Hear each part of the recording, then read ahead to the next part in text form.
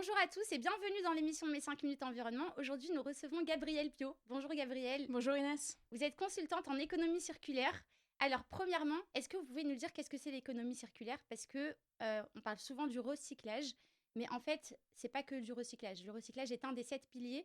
Alors, est-ce que vous pouvez nous expliquer qu'est-ce que c'est l'économie circulaire? Oui, avec plaisir. Alors en fait, pour définir l'économie circulaire, il faut commencer par définir l'économie linéaire.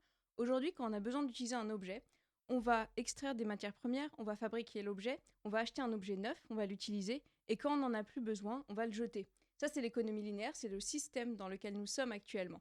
Et l'économie circulaire, elle s'oppose à ce système-là, par définition. L'idée, c'est d'appeler à une consommation plus sobre. D'abord, on va repenser notre besoin avant d'acheter un objet. Ensuite, lorsqu'on a un objet, on va essayer d'intensifier sa phase d'usage, de l'optimiser. Et enfin, lorsqu'on n'en a plus besoin, on va essayer de le recirculariser. Donc, c'est le recyclage, mais pas que. C'est d'abord aussi la réutilisation, pardon, Oui. tout le réemploi des matériaux. D'accord. Donc ça, c'était la définition générale. Et du coup, chez Elan, donc c'est l'entreprise dans laquelle vous travaillez, vous êtes consultante en économie circulaire par rapport à l'immobilier. Est-ce que vous pouvez nous expliquer votre mission Oui, et exactement. présenter Elan aussi? Oui, donc Elan, c'est une société de conseil en immobilier durable et en management de projets responsables. Et donc, ma mission au quotidien, c'est d'accompagner sur des projets de déconstruction sélective et de conception circulaire. Donc, pour expliquer un petit peu plus, quand on va avoir un projet, on va vouloir le déconstruire brique par brique au lieu de le démolir. Comme ça, on va pouvoir valoriser tous les éléments qui sortent, ou un maximum, en réemploi, en réutilisation ou en recyclage si c'est pas possible. Et de la même manière, sur l'autre côté du projet, quand on va construire un bâtiment, on va essayer de s'approvisionner en éléments qui ont le moins d'impact possible sur l'environnement. L'idée, ça va être de faire un maximum avec ce qui existe déjà. Donc, conserver l'existant s'il existe déjà. Oui. Utiliser du réemploi in situ ou ex situ, donc peut-être d'approvisionnement extérieur, des matériaux réutilisés, recyclés ou biosourcés. D'accord. Et qui est-ce qui fait appel à vous aujourd'hui? Absolument tous les acteurs de la construction.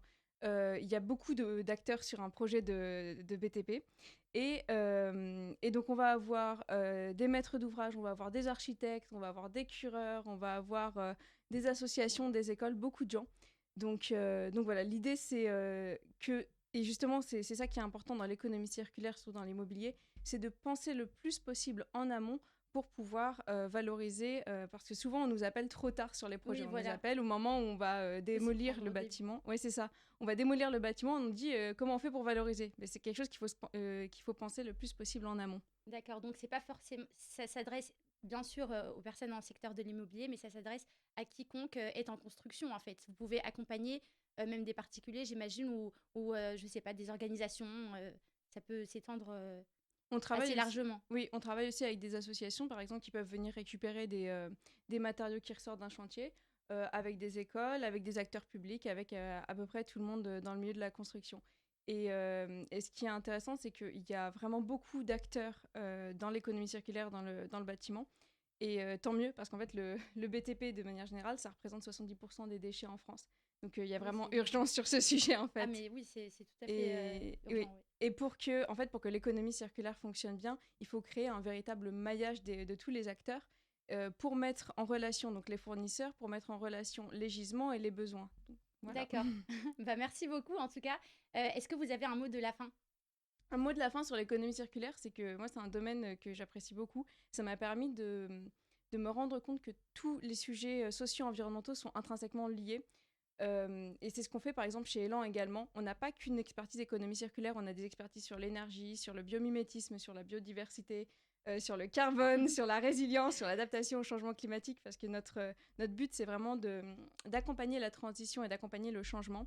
Et donc quand on se rend compte que tous ces sujets sont intrinsèquement liés, ça nous permet de prendre action plus en amont et en pensant de manière systémique et globale. Oui, c'est ça. En fait, l'économie circulaire, c'est ce qui regroupe vraiment tous les éléments qui peuvent faire une synergie au final et un écosystème. Bah, merci beaucoup, Gabriel, c'était un plaisir. Avec plaisir Inès, merci beaucoup. Avec plaisir.